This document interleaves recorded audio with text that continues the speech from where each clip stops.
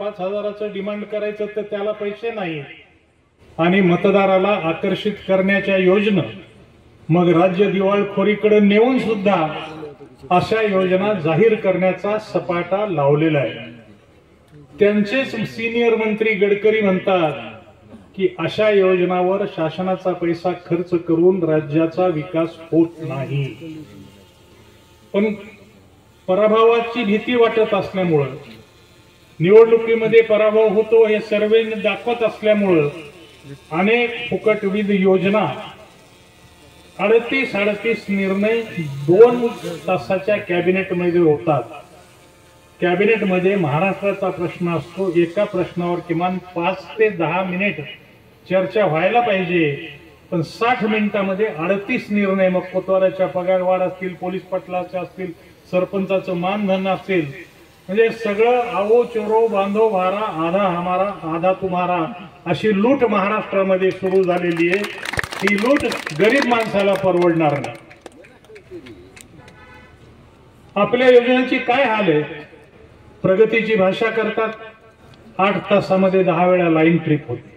विजेच्या एकेका खांबाला 1 लाख रुपये ट्रान्सफॉर्मर पाहिजे असेल तर 3-3 लाख रुपये द्यावे लागलेत। एका बाजूनं द्यायचं, लाडक्या बहिणीला 1500 रुपये द्यायचे, आणि सोयाबीनच्या भावात एकरी 20,000-30,000 काढून घ्यायचे। अशी ही व्यापारी योजना या महाराष्ट्र सरकारनं आणलेली आहे। आपण जागे झालं पाहिजे। पैसे एवढे झाले की जसं आमदार खासदार खरेदी केले तसं निवडणुकामध्ये माणसं खरेदी करायची सुद्धा यांची तयारी आहे। पण अजिबात अशा भूलथापाला बळी पडू नका। हे 1 दिवस देतील आणि 5 वर्ष तुम्हाला पुन्हा लुटतील। आपल्या मतदारसंघात दादागिरी, दडपशाही यापूर्वी कधी नव्हती। शिवसेनेचा आमचा निवडणुकीत तीव्र विरोध असायचा, पण कधी पोलीस स्टेशनला शिवसैनिकांना जावं लागलं नाही, आणि राष्ट्रवादीला सुद्धा कधी शिवसेनेत जावं लागलं नाही। आता तर ग्रामपंचायतमध्ये, सोसायटीमध्ये हस्तक्षेप, विकासाच्या नावाखाली फक्त बजेट आणायचे, त्या बजेटच्या कामाचा दर्जा किती चांगला राहिला, केलेला रस्ता किती दिवस चांगला राहिला, बंधाऱ्याचं उद्घाटन मीच केलं होतं का आशेगावच्या, मला वाटतं अजून त्याच्यात पाणी थांबलं नाही। मूळ बंधारा 50 लाखाचा होता, पुन्हा सुधारित मान्यता काही 75ची आली, आणि आज तो 1.25 कोटीचा बंधारा झालाय। 1.25 कोटी खर्च झालेत, पण त्याचं पाणी शेतकऱ्याला मिळालं नाही। हा विकास तुमच्या आमच्या कामाचा नाही।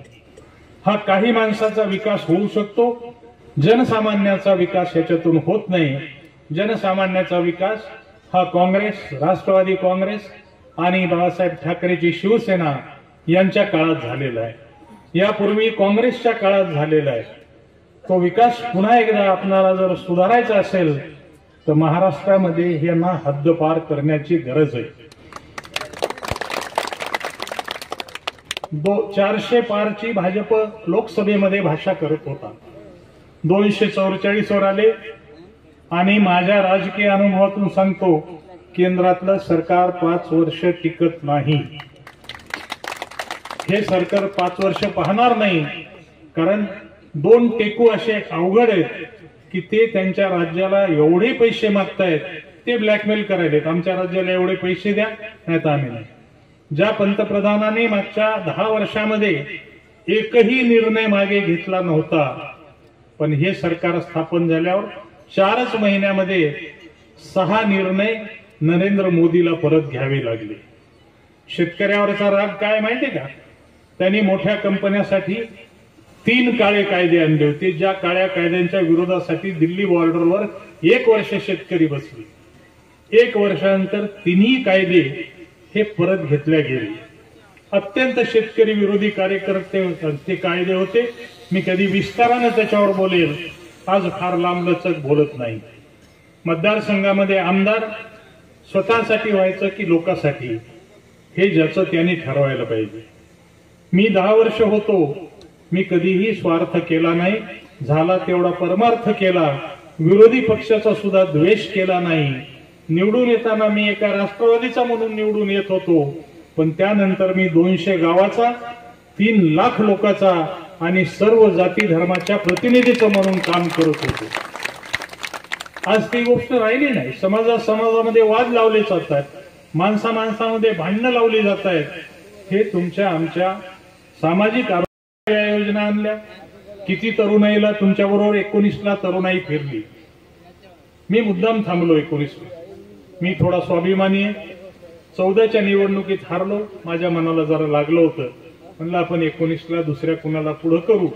आणि जे 2-3 कार्यकर्ते होते त्यातून हा चांगला कार्यकर्ता म्हणून याला पुढे केलं.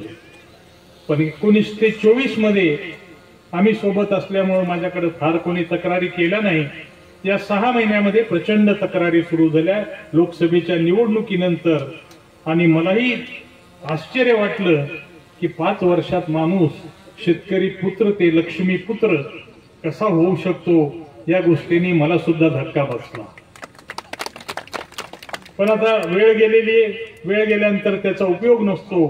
पुन्हा या मतदारसंघाला जर भयमुक्त, भ्रष्टाचार मुक्त, दर्जेदार मतदारसंघ जर करायचा असेल, उद्या नवीन कारखानदारी आणायची असेल, युवकासाठी गृह उद्योग आणायचे असतील, तर तुम्हाला पुन्हा राष्ट्रवादी काँग्रेस आणि शिवसेनेची साथ द्यावी लागेल. ही विनंती या निमित्तानं करतो. शिवसैनिकांना एक विनंती करतो की आपण एवढे दिवस जरी वेगळे होतो तर आज आघाडी म्हणून आपण एकत्र काम केलंय. लोकसभेला राष्ट्रवादीच्या सगळ्या कार्यकर्त्यांनी इमानीद्वारे काम केलंय. मी आपणाला ग्वाही देतो की फक्त मी निवडणुकीपुरता तुमचा उपयोग घेणार नाही. राष्ट्रवादीच्या बरोबरीचा दर्जा शिवसेनेच्या कार्यकर्त्यांना 5 वर्ष राहील हा मी तुम्हाला आत्मविश्वास देतो. आणि तुम्ही तो निर्णय घ्या.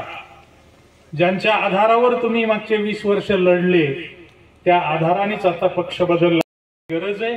मी घेऊन सगळ्यांना सोबत चालतो. माझ्यामध्ये तेवढी धमक आहे. विनंती करतो की काँग्रेसच्या कार्यकर्त्यांनी, शिवसेनेच्या कार्यकर्त्यांनी 100% विश्वास माझ्यावर टाकावा. प्रयोग खूप चालले. काहीतरी आमिष दाखवायचं आणि निवायचं, दस्ती घालायची. अरे माणसं मनाचा वसमत विधानसभेच मन बदलले. 4-2 माणसं इकडे तिकडे गेल्यानं काही फरक पडत नाही. वसमत विधानसभेचं मन बदललंय. तुमच्यावरून मन उतरलंय. तुम्हालाच 19 लोकांनी डोक्यावर घेतलं होतं. आज लोक एका आवाजावर कोणत्या वाहनाची व्यवस्था न करता एवढ्या मोठ्या संख्येनं आशेगाव मधून येतात. तर मी पुन्हा आपल्या सगळ्यांचे आभार मानतो आणि विनंती करतो की चांगल्याला वाढवायला मेहनत करावं लागते, फवारावं लागते, खत द्यावं लागते, निंदावं लागते. गांजरगोट्याला निंदावं लागत नाही, फवारावं लागत नाही, औषध खत द्यावं लागत नाही. राजकारणात सुद्धा जे गांजरगोटे वाढलेत, हे तणकट जर तुम्हाला निर्मळ करायचं असेल, हा महाराष्ट्र स्वच्छ करायचा असेल, तर सगळ्यांना विनंती करतो की उद्याच्या निवडणुकीमध्ये आपण सगळ्यांनी साथ द्यावी. माझ्या कार्यकर्त्याला एक सूचना देतो, संयोजन समितीला, की हे इतका लावा जमा घेऊन फिरायचं नाही, अजिबात नाही. आपण सगळी काबाड कष्ट काम करणारी माणसं. आपला एकही पैसा हरामाचा बिना घामाचा येत नाही. त्याच्यामुळे कोणी फिरत असेल 50-50 गाड्या घेऊन. मी या मतदारसंघात 5 वेळा फिरलोय. एक नाही तर 2 गाडी. समोरच्याला साखऱ्यापत्तीचा किती ताप देतात. 100 कप सोयऱ्याच्या बिन बोलवलेले सोयरे याच्या पुढे हे अजिबात बंद करा. 1 गाड्या 2 गाड्या गावात जायच्या. गावाला विनंती करायची, आपल्या देशातला मतदार खूप सुज्ञ. दौलत इंदिरा गांधीला मतदार पाडतो आणि 18 महिन्यातच पुन्हा इंदिरा गांधीला निवडून देतो. जरी तुम्हाला मतदार अज्ञानी वाटत असतील, येडे वाटत असतील, मी कधीच समजत नाही. देशातला मतदार हा अत्यंत सुजाण आहे. त्याला काय चांगलं आहे काय वाईट आहे कळतंय. 19ला मीही फसलो आणि तुम्ही फसली. झाली चूक दोघांची. मी होतो पाती, झाली चूक दोघांची. आता ही या निवडणुकीत सुधारायला पाहिजे. नाही तर पुढचे 15-20 वर्ष या मतदारसंघामध्ये मस्ती, दादागिरी आणि आरेरावी चालणार आहे. गुत्तेदारीशिवाय, पैशाशिवाय, काम न दिल्याशिवाय आज काय कार्यालयाची परिस्थिती आहे. 7/12 पाहिजे, पैसे काढा. रॅशन कार्ड काढायचे, पैसे काढा. तहसीलला फेरफार करायचा आहे, 20,000 50,000 बापाचं शेत मुलाच्या नावानं करायला 50,000 का मागले एवढे अधिकारी? कारण कुठंतरी आम्ही आमदार खासदार शर्मिंदे झालो तर अधिकारी माजतात. ही सगळं जर आपल्याला आपल्या जिल्ह्यातलं बंद करायचं असेल तर कृपया बदल करा. आपल्या विधानसभेपासून सुरुवात करा. महाराष्ट्रात बदल होतोय. मी वेगवेगळे सर्वे वाचतोय. महाराष्ट्रामध्ये 180 ते 200 जागा येत आहेत आणि ज्या शाहू फुले आंबेडकरांचं आपण नाव घेतो त्या शाहू फुले आंबेडकरांच्या विचाराचं सरकार, गरिबाचं सरकार आपल्यामध्ये येणार आहे. गरिबांनी जागे झालं पाहिजे. तुम्ही विचार करा, 288 आमदारापैकी किती गरीब आमदार तुम्ही निवडून दिले? आजचं राजकारण पाहिलं तर ते आता जुना काळ आला का काय? ते लढाईचे दिवस, तलवारी भाले बर्छे. ही लोकशाही. लोकशाहीमध्ये लढाई ही विचाराची पाहिजे, विकासाच्या विचाराची लढाई पाहिजे. आम्ही काय केलं पाहिजे, तुम्ही काय केलं पाहिजे, एवढे लावाजमे घेऊन 50-50 गाड्या घेऊन फिरण्याचं अजिबात कारण नाही. आपली भूमिका लोकांसमोर मांडायची, विनंती करायची.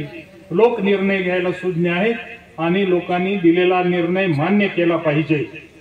निवडून आलं तरी माजलं नाही पाहिजे आणि पडलं तरी लाजलं नाही पाहिजे. लोकसेवेचं काम हे कायम केलं पाहिजे. ही भूमिका शरद पवार साहेबांनी सांगितलेली आहे. वसंतदादांनी भूमिका सांगितलेली आहे की सत्तेचा उपयोग फक्त मदतीसाठी करा, सत्तेचा उपयोग त्रास द्यायला करू नका. काय करतंय भाजप? आणि आता हे सगळे चौकशी लाव. मग ते पक्षात येतो म्हणलं की ईडीची चौकशी बंद, निरमा पावडर त्याला निर्मळ धुवायचं आणि आपल्या इथं मंत्रिमंडळ करायचं, मंत्री करायचं. अजित पवार आपलेच उदाहरण. 70,000 कोटीचा घोटाळा केला म्हणून त्याच्यावरती मध्य प्रदेशमध्ये आरोप करणारे पंतप्रधान त्यांच्या पक्षात गेल्यावर त्यांना उपमुख्यमंत्री करतात. इतके मोठ्या पदावर राहून देशाचे पंतप्रधान जर खोटं बोलत असतील, हे बारके चिल्ले पिल्ले तर तुम्हाला येरील बनवून टाकत असतील. त्याच्यामुळे या सगळ्यापासून सावध राहा. आणि उद्याच्या निवडणुकीमध्ये एकट्या दांडेगावकरचं नाही तर हे आपल्या सगळ्यांचं मतदारसंघाचं काम, सगळ्या समाजाचं काम म्हणून आपण सगळे मदत करा, एवढीच विनंती करतो.